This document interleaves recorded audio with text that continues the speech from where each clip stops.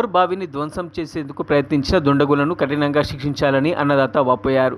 సిద్దిపేట జిల్లా మిర్దొడ్డి మండలం ధర్మారం గ్రామంలో మాజీ సర్పంచ్ పుష్ప బాగులకు చెందిన బోరు బావిలో గత రాత్రి గుర్తు తెలియని దుండగులు రాళ్లు వేసి ధ్వంసం చేసేందుకు ప్రయత్నించారు.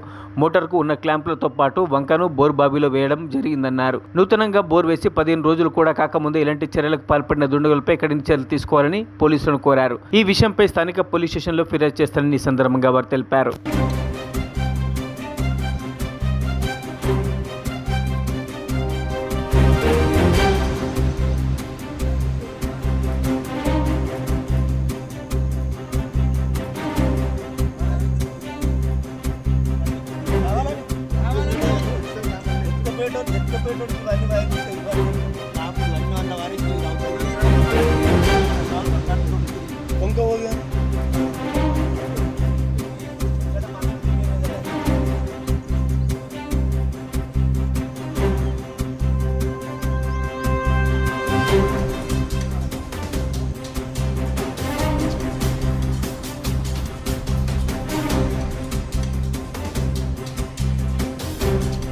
వరి వార్తల నుంచి 15 రోజుల క్రితం బోరేసుకున్నాము.